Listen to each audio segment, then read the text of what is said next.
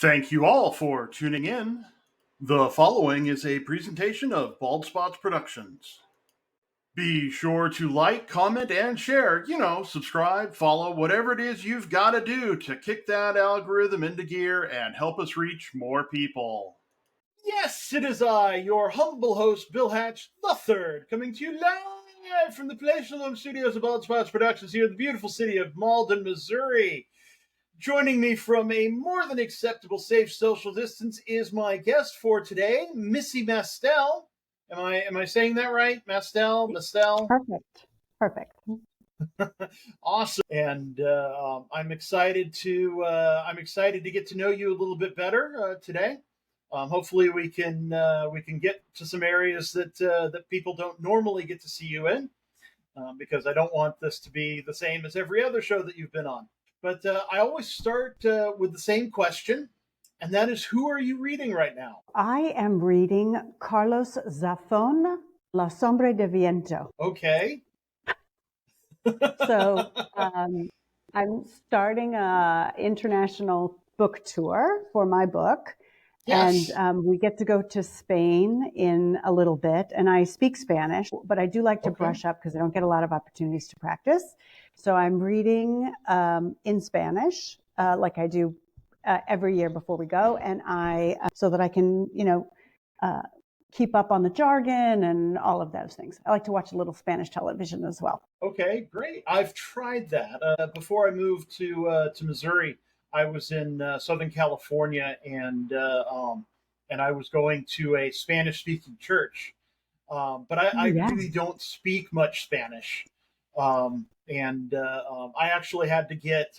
I broke down and got a pair of translating earbuds. So how lovely! Yeah, it worked all right. It wasn't perfect, but it kept me on top of things. Actually, it was funny. I was part of the AV team, and I was in charge of getting the message onto the internet. And since I was doing podcasts, I was fairly familiar with the technology, so it worked out pretty well. But Bill, how long have you been doing this podcast? I don't remember. I've done more than 100 episodes. Wow. Well, I started. I actually started in radio back in 2011, and when that show ended, I moved it onto a free podcasting service, and it kind of grew and developed from there. And now I do 3 podcasts a week. So wow. That's one wonderful. of them is this one, and the other 2 I do with my father. Although we're on a hiatus right now because my parents' house got flooded. I'm sorry. Yeah. Thankfully they're insured, and so they're getting everything taken care of. But it's still a hassle.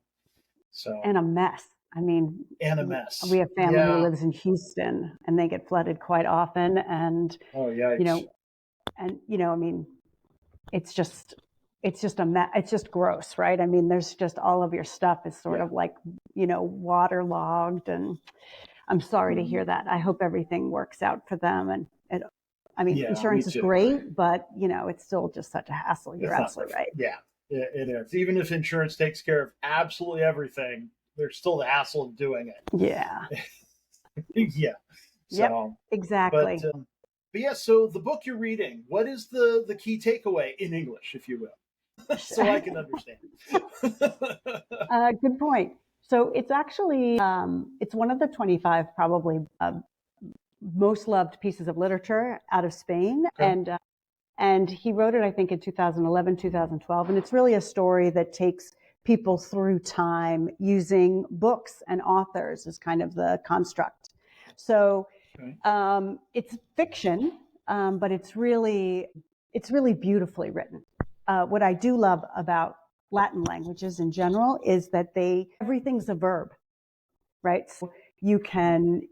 So words that we wouldn't think of as being verbs, you can actually have as verbs, like languor is a verb in Spanish, right? Things like that. So I really enjoy it because it just sort of broadens my ability to understand and speak with a number of different people all throughout the world. So I like it a lot.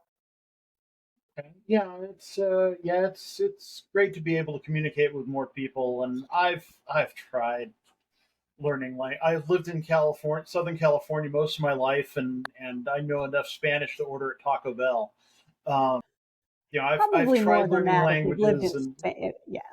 If you've lived in probably Southern a little California more for than some that. time, But probably more than that. yeah, yeah. I Um, lived in Japan for a year, and all I ever really learned how to do was ask where things are, and count. So but that's important. So, they are important things. I can't swear in Japanese, but I can say some naughty words in Spanish. So so swearing, I think, is a little less useful. But yeah, as yeah, we talk about, since you mentioned counting, right? So we could talk a little bit about counting and sort of how important that is. I mean, yeah, we don't really think about how important numbers are in our lives. We learn them when we learn a new language. We learn them. Our parents are so happy when we can count to three, and then 10, and then to 100. But until we learn another language or are trying to work in service of others, we really don't understand how important numbers are. And that's kind of what I've really dedicated myself to. Nonprofits do a lot of focus on stories and storytelling, right? And it's an emotional pull. But what really makes a nonprofit work is how well they're doing their numbers, right? All kinds of numbers. And not everybody who runs a nonprofit wants to know about numbers, cares about numbers. I can't tell you how many people look at me and say, I hated math in school. But I like to remind them how important numbers are and how important it is to creating a nonprofit that actually does impact lives of other people really relies on your ability to understand and profess numbers well. yeah. And well, it makes sense that the nonprofits would have trouble with it because individuals don't, beyond basic math and maybe being able to balance a checkbook, although I'm sure that skill is not long for this world, um, considering who writes checks anymore. But finance in general is not a topic people are comfortable talking about in almost any set of circumstances. That's true. I think finances is where, people seem to really not connect the fact that finances has something to do with your salary and has something to do with your generational wealth, and it has something to do with your ability to, um, create retirement. I mean, they really think of it almost as independent in a lot of ways. And looking at those numbers, any kind of numbers like that, really make people feel uncomfortable. And it's fascinating because you need all those numbers in order to get through sort of the day-to-day process of living your life. And they're not hard, right? We don't think of math. We think of math as hard because there's this study, this theoretical math that happens, and the process of getting to some of the more complex parts of math is arduous, right? It involves thinking in a way that we're not really trained to think. But you can't live without it, right? I always wonder why the schools don't spend more time talking about how important numbers are going to be applied in your life, right? They talk about all this theoretical stuff, right? Like, can you, solve this particular type of differential equation? But the fact that you need algebra in order to figure out the news, right? When somebody says 30% of the population feels this way and 17% of those people feel this is their one issue, it's not 17% of the 100, it's 17% of the 30. Right. Right? So you need to be able to kind of like parse out the information that you need in order to make sense of the world around you. Yeah, yeah, yeah. I did pretty well in statistics, but I stopped when I got to calculus. That's a So the big one. differential equations get me. Um, yeah, my sister's the mathematician But in the you don't need family. those. No, I Oh, don't really? need What the does she do? differential equations. She's a You teacher of don't. mathematics. Yeah, High she teaches school, junior math, high? high school primarily. She's done college before too, but yeah, she got her degree in math and got her teaching credentials and all that kind of stuff. And yeah, so So maybe you'd know then. Why do you think the schools don't spend more time talking about? I mean, nowadays, I think in middle school, they do things like try to create budgets in math class, right? Try to explain to kids how important a budget's going to be, right? But why do you think they don't spend more time doing applied math and they keep rushing through these theoretical math problems that only a certain percentage of people will ever need? I'm thinking part of it has to do with unfamiliarity with the subject. The people, the teachers, there are teachers who don't know the subject well enough, aren't familiar enough with their own finances and how math applies to their own lives, and then there are the ones who many of the ones who do understand all of that are up in the clouds as far as it goes. My statistics teacher from college was incredible. He knew the subject inside and out, but his head was in the clouds. And it was really difficult I actually had to take the class twice because I didn't really understand him and wasn't getting the help I needed from him to understand it. But by the second time I took it, I kind of had an idea of what he was like, and so I was able to plug in a little bit better to what he was saying. And then the second time around, I aced the class. But yeah, and I think a lot of math instructors are that way. That they understand the subject, but they don't understand their students so Interesting. well. Yeah. It's interesting. But do you think like all teachers have that problem, or do you think it's No, mostly math I I teachers and I assume math and I science don't in the think it's family? necessarily unique to math and sciences, Yeah. but I think it's prevalent there Hmm. that there are more of them there than anywhere else. Um, Be- yeah. because here's what we cover. You know, when I cover my topics, and I actually go in and try to work with nonprofits, because again, I think Mhm. they think of math as something scary. Right. And they're happy to have a competent CFO or a competent accountant or a competent bookkeeper sort of manage those things and keep them afloat, but they don't really understand how those numbers really impact the lives of the people they're trying to help, right? And the people they're trying to help think that the nonprofits understand math because it's something that you basically abdicate to someone else, right? This sort of understanding and this ability to do math, right? But it makes such a difference, right? When you talk to a nonprofit that has an endowment, even of $1 million, right? And they are throwing off, um, you know, 4 or 5% interest off of that endowment. That's money that they can use every year to advance their impact, right? They get to be more successful because they have that amount of money in the bank. And it's the same thing when we talk about intergenerational wealth, right? The idea of intergenerational wealth is having money that doesn't need to be touched so that it can earn interest, so that that can be used to support the future generations.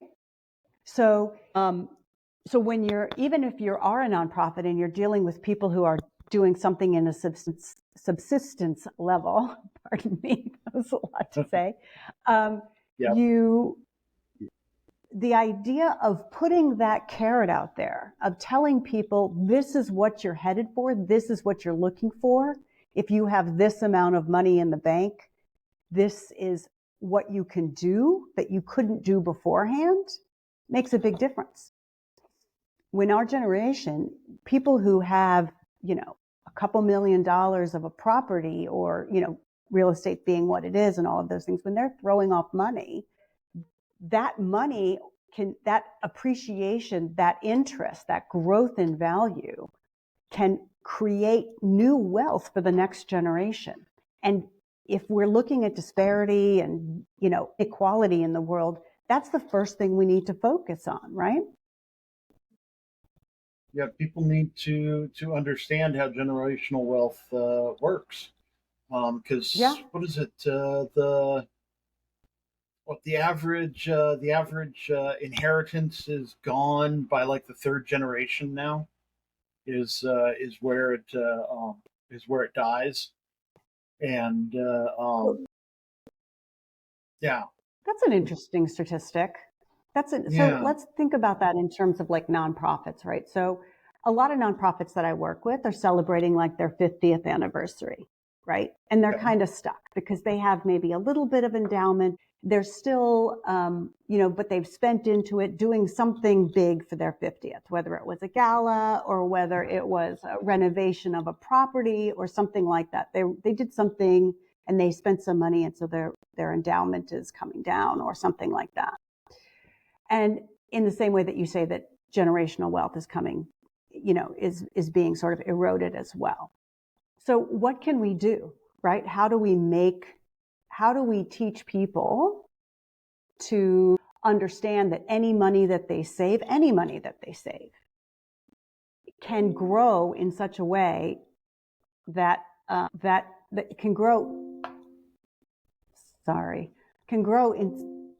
in such a way that they, it was actually more reminders for this show. Yeah, I definitely have to check the workflows on calendar. So how can we make it so that they understand that even if they put away a little bit of money, that can grow and appreciate to such a degree that it changes the way people live the ends of their lives and adds to their growth in the fourth and fifth generation. Right? And so that's kind of what I work with nonprofits to do, right? Is to understand how important it is to sort of create endowment funds or a message that allows them to fundraise and to grow in a very organized way, right? To manage their resources properly so that they can grow the way that they should, so that they do have money left over to build an endowment. Now, a lot of nonprofits get really confused because remember that their reason for being is to help other people. So they're like, well, we shouldn't really be saving any money at all. I'm like, not quite, right? You should be able to keep track of how many people you're helping and improve that every year, but allow these endowments to help you improve even on that further, right? It's a snowball effect. Yeah, they've got to consider themselves an ongoing concern, as it to use a business term. Well put. An ongoing concern, right? A sustainable product, right? That goes out into the marketplace and helps people. But at the end of the day, we also want these nonprofits to be doing so well at helping other people that the need goes away, right? Yeah. So if they're doing their job correctly and they understand the need, real need, not just what's coming up in front of them, but what really is causing the problems that they're trying to solve, right? Then they should be attacking those problems themselves. So getting organized around what it is that they do and not just picking the low-hanging fruit, and, creating space and structure for savings and endowments and ongoing benefits, and treating their people well and like they do in normal businesses. That's a tough sell for a nonprofit. And treating the causes of the problems they want to solve as opposed to the symptoms. Right. That's correct. Yeah. Okay. Yeah. Okay. I can see that. That's I can definitely see that. I've seen a few things that have where people are so busy treating the symptoms of the problem, and neglecting the causes of them. Right. and right? all I they mean, do our is just, homeless situation. hmm yeah. Why are Yep, our people homeless homeless? situation. Why are people homeless, right? What is Right. it that makes them homeless? And people can point to a whole bunch, people get very mollified, really, by, whatever stories, right? They're all drug dependent, or they're all, mental, we've released them from mental health clinics. While that is true case by case, right? Every so often you'll come across people who fit that mold. That's not the reason we have homeless, right? We have homeless because we have failed to provide affordable housing, and we have failed to provide a cushion for the people, for our citizens, right? We've just failed to do that. And we need to sort of look at why that is and what resources we need in order to take care of that problem, including properly trained police, properly trained advocates within the police that can work with the homeless and understand their particular needs and issues, and a path forward that gets them off the streets. And Did somehow you know you were going to have creating such a deep more homes. conversation on a Thursday? Right. So creating more homes, it's an excellent people. Here's what's really funny about, we talk about America and we talk about the fact that it's, land of the free, home of the brave, right? And all of that's true.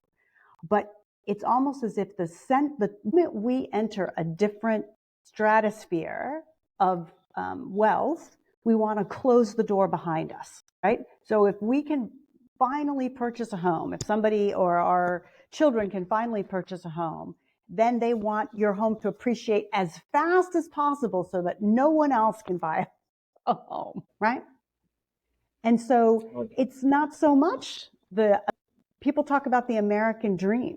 And I'm like, well, it is a dream, right? But how are we making it accessible? What are we doing to create access around that American dream? Yeah, so many of the so-called American dreams are mother, father, sister, brother, we four, and no more. Ooh, that's well It's put. pull. I've gotten aboard. I've gotten aboard the ship. Pull up the ropes. Let's move it. Don't need anybody else on board. And That's right. but they forget the old saying that a rising tide lifts all boats. So I love that. I love that a rising tide lifts all boats, but it can't if it's not meant to. So right. if the problem with that statement, and I hear that often, right, is that if we do better, everyone around us does better. But that's not actually Not true, necessarily. Right. right? You really have Rising to, tide can lift all boats. that's right. You have to design with the end game in mind, right? Is the end game everyone else, or is the end game just a story I'm telling people so that I can get where I want to go? Right? I'm the children. My mom was an immigrant to the U.S., right? Married my dad and had 2 kids, and the third one from my father's previous marriage. And we managed to, but I still don't consider myself self-made in any real way, because I still can point to the things that my mother and my father both gave me in order to create in me the ability to make my own way, right? Yes. None of us are self-made. The concept of this maverick person who goes out just kind of creates, sort of manifests their own destiny is sort of like whack.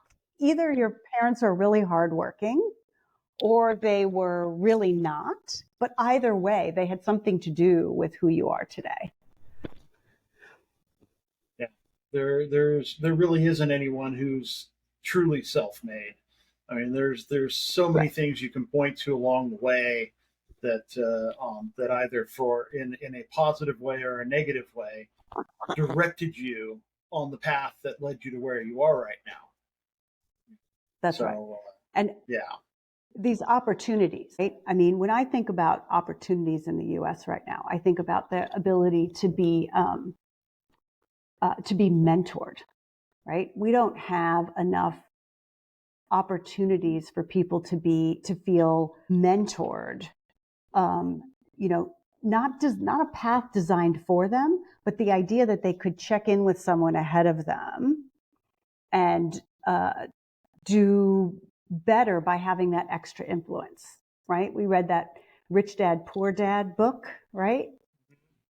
Yeah. And the idea there was that somebody was actually mentoring these people. It's not always your parents who are really good mentors. I mean, you definitely pick something up from them, but you need and that's what I hope nonprofits can do. What I hope nonprofits would be able to do is to mentor people in through one stage and into another stage of financial independence and not just financial independence, but, basically overall good citizenship, right? If our nonprofits could take care of creating better citizens, and when I say nonprofits, I'm including our public school system, right? Our public school system, it's a government organization. It's not necessarily a nonprofit, but we've pushed things like civics and civil discourse and all of those things out of the curriculum.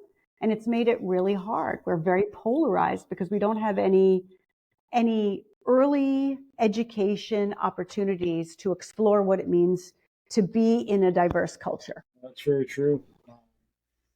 Yeah, and without having the civics knowledge, people just don't. We've got generations growing up that don't understand how the government even works.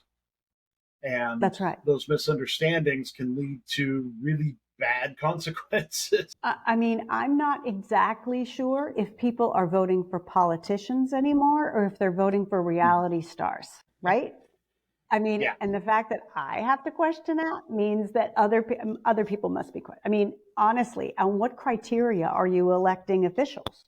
Are you electing them based on their ability to legislate and to understand laws and to understand how to move our society forward, or are you based on how many likes or how many followers they have on TikTok? I just don't know. And I think I think it was George H.W. Bush. A major group of people said he was the kind of guy they wanted to have a beer with. George H. or George W. George W. Yeah. W. I always get the H out of place.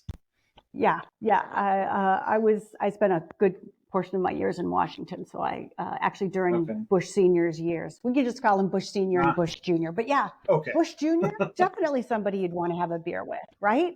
I mean, interesting guy, but presidential? Does that make him the kind of person that you should be voting? Yeah. Right. I mean, what's really the end game here? And I think people do see politics as a circus, as entertainment these days. Mm-hmm. Yeah. And I think it's creating a lot of problems for people. We have a big issue in nonprofits right now, right? That charitable giving is down. In my TED Talk, we talk about the fact that charitable giving will be dead by 2078, 49 years. People will no longer give to charities. Yep. And the reason is because people don't have the bandwidth for other people anymore. They only have the bandwidth for, likes. I mean, they've narrowed their focus so much. They can't, it's almost like you can't even, the attention span is what? 4 seconds, 5 seconds. I mean, it's less than that of a goldfish right now. Right. So people can't pay attention to the problems in the world and the society. And so charitable giving is going out the doors. At the same time, we have more wealth than we've ever had, right? There's more money rolling around right now in the world than there ever has been. People cannot spend what they are making right now in some parts of the world, including the US. So then without this opportunity, what are they doing, right? They're creating a bigger and bigger gap in intergenerational wealth. Well, thinking about it, charitable giving has always kind of been a zero-sum game anyway. If, say $1 million was being donated and all of a sudden a new charity pops up and people give them 100,000, Well, it's still only $1 million that's being given to all charities, and then the new charity's just stolen it from one of the other charities, and You'd think so, but it that's doesn't not the really go case. up. So when, Really? yeah, because what happens when you create a charity is the way most charities get created, right, is that you have right now is that you have charities that somebody says, oh, you know what? I see this need out in the world, somebody who has time to notice what's going on around them. So let's start there, right? These are not people who are working 3 jobs to put food on their table. These are people who have the time to look up into the world and see something. And they go, oh, I see this need. And then they talk to their friends. And it's their friends who basically stand up the organization, right? They stand up this nonprofit, they create it out of nothing. And those people may or may not have been charitable in the past, but they're basically supporting their friends. And that's the way charities have been created throughout history. These days, though, you also have this kind of crowdfunding approach as well, right? Which people don't necessarily use effectively, but they could, right? You could have people come out and say, in addition to my friends, I also think this charity can serve, society overall in this way. But that means that they understand what they want their impact to be, and they're able to communicate that in a social media environment, right? And if people feel like that is a need and something that this organization is doing something about, then they will support it as well. But it's not a zero-sum game at all. There's more wealth now than we've ever had, right? So the fact is there should be more money going to charity than ever before. Yeah. It should. There should Why be. isn't it? And the question is, I will say charities think they're competing with each other all the time. That's what their idea is they're always looking for, the $10 million donor, right? The person who's going to give them all this money. That's what they're looking for. But they can make just as much money having a really good impact story and raising $1,000 from 1,000 donors. Actually, 10,000 donors, right? So it just depends. So really the opportunity is all there for a good charity's taking. They just need to get organized about how they're going and really situated about what they're trying to do and how they're going to go about getting it done. Okay. Makes a lot of sense. Yeah. Well, So I think, what do you... again, I come from a logical place. Right. And a place with a lot of knowledge. So, I would say it's kind of more experience than anything else, right? You work in organizations, you work in Catholic charities, you work in hospitals, you work in government the legal organizations, wildlife conservation. You just keep working in these organizations and you sort of see the same problems over and over again, right? Wealth is concentrated and you got to figure out how to unconcentrate it. And you got to show how you are going to distribute the wealth more properly, how this nonprofit is going to stand up and act as a diffuser of that wealth, right? That makes the world a better place. It's a big job, but it's what I believe nonprofits are taking on when they sign. Yeah. So tell me about Generation Giving Back. Yeah. So that's what the can book. people learn from it? Yep, that's the book. First of all, just look how short it is. The things that people need to know about running a nonprofit is not that much. The writing is not particularly small. We're not talking about, digesting the wealth of nations, right? Right.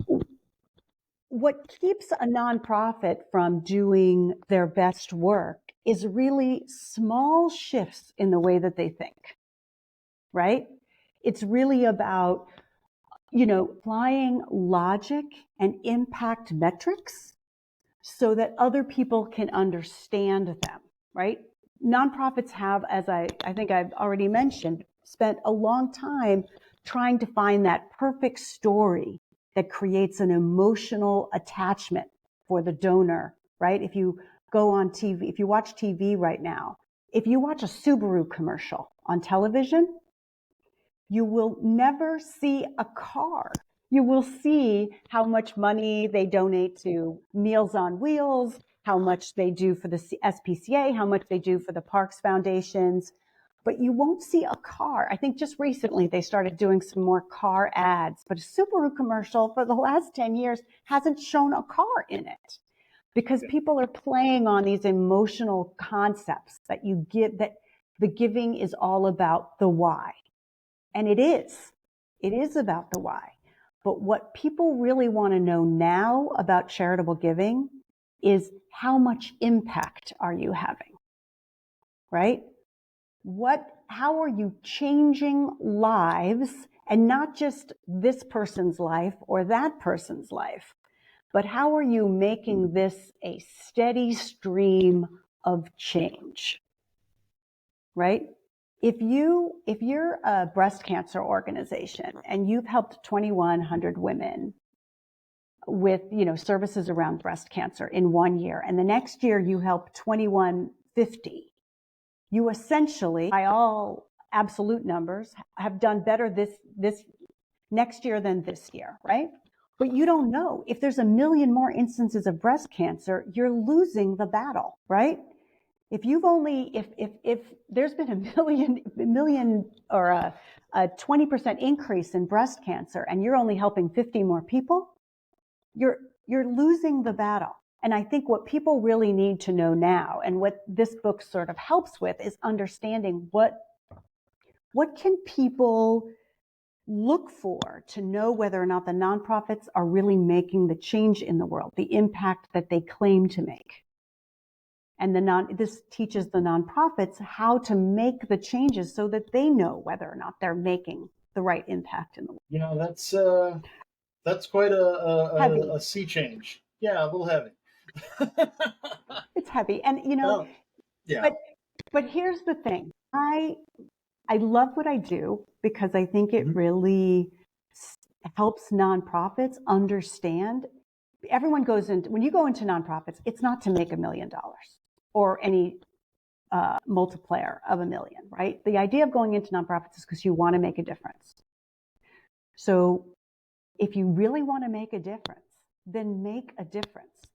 You're 150 pages away from really being able to see yourself in that place of making a difference. Absolutely. That's it. And everybody should want to leave a legacy of a lasting impact, right? Right. Everybody should want to say, so what kind of things are you interested in? What sort of charities do you support? Does your family work with? I've worked with some, one of the charities I've worked with is called Project Boon. They serve underserved communities in Southern California and Mexico. Wonderful. A lot of church-based giving and whatnot. Sure. The American Baptists have One Great Hour Sharing, I think it is, which backfills needs around the world for disaster relief, and a few things like that. Yeah, I'm not actively working with any charities right now. I'm working. I'm going to school and writing my book series on leadership. So I hope to make changes in the world by changing how leadership works. What kind of leadership? Like business leadership, or more school leadership, or? Well, actually, it works for any kind of organization. It's primarily coming from a business point of view, because that's my background in education. I'm calling it ethical leadership, and there's 8 actionable behaviors in it that, including controlled discipline and humility and other things like that, that are designed to bring the team together to support the leader, as opposed to having the leader be an island unto him or herself. It also works well for bringing communities together under the banner of a given leader. So I was going to say, yeah. I mean, I love that. I think ethics is one of those, it's one of my favorite topics because I really think people all believe that they're ethical people, right? They all believe that they're ethical people until they're asked questions about ethics. And then, you know, then it's sort of like, well, you know, have I done, so one of my favorite ethical questions is, have I done everything I can to make sure that we are proceeding in an ethical way? Because that always makes people stop and say, have I done everything right? Have I let something else interfere with my ability to stand up and say, this just doesn't feel right, sound right, look right, something's not really gelling for me here? So I love the concept of ethics is just such a, you know, it's such a, we really kind of lost kind of what ethics means. That's another thing I think it would be great to put back into high schools and middle schools, right? Is ethically. What do you mean when you say ethically? People toss it around like it just means nothing, but it really does have some pretty important impact, right? Yeah. So Yeah, it does. I hear you. And there's so many unknowns in the equation too, that it's like, I don't know that buying gas is doing this, this, and this to these people in the world, and and I don't know that buying an electric car does this, this, and this to those people in the world, and so Yeah. A lot, and Right. and then you've got the balancing act between whom are you going to hurt by your actions? Right. Is it one Right. group or Fast another? fashion. Yep. Fast fashion is one of my favorite topics on this one because Mm-hmm. you have enough clothes to wear generally, right? And when you buy clothes, are you buying, are you supporting, sweatshops in Malaysia? What are you doing with, Right. and what happens to all the clothes you don't buy? Have you seen the coasts of Ghana? They are unbelievable. The sea floor is completely made up of discarded fabric off the coast of Ghana. But a good nonprofit could come in and have all of those fabulous seamstresses and people who are in Ghana employed to take some of that fabric and create something new and well-loved. We don't need, or even just spin the fabric back down to thread and recreate something new. That's what they're doing in Prato, Italy. But those are really, if you think about it, if we would just put some of our ingenuity into how we can reuse the stuff we have, right? Instead of always needing new things, right? In using resources sustainably and effectively, right? We can really make a difference. Yeah, it's all about putting some of this ingenuity to work. That's right. Innovating. I love a good book on ethical leadership. Okay. Well, I'll keep working on it. You're going to send me a copy of your ethical leader. You're going to send me a copy, aren't you? Okay. Okay. So. Yeah. Let's see. The book is Generation Giving Back, and the link to it is in the description. And great! Thank you. Yes. Well, I say that now, but it will be by the time it's published next week. So, so we're talking to people in the future. Yes, well, and because I want to make sure people are able to get a hold of you and get you into their nonprofit worlds. So for sure. Thank you. I think it's important work. I think everybody can do something. It's not like everybody can do the idea that I think everybody can just take a few minutes and just change one little mindset. And I think it would really make a huge difference. Yeah. It's that slight advantage thing. 1% change today, 1% change tomorrow. and so on and so forth. Little steps, and it'll Right, all add up. right. And So, we are talking well, about, with interest. yes, with interest. One little And change 1% of today with 1% of interest. 1%. Uh-huh. That's right. 1%, right. Math. We're back to math. We're back to math. And as we have circled Great. back, I always say to leave them wanting more. So I will ask you before we close. Do you have any final words for the nice people? Let me see. How about don't, please, whatever it is that is troubling you about the planet, about politics, it's all things that you can have an impact on, right? You can make a difference. So what I'm going to tell you is, and I would like to be here to help and to bear witness to whatever difference you make. So please get a hold of me. Let me know what it is that you're doing and what you're working on, what's important to you. And let's actually leave this world a better place for the generations to come. Absolutely.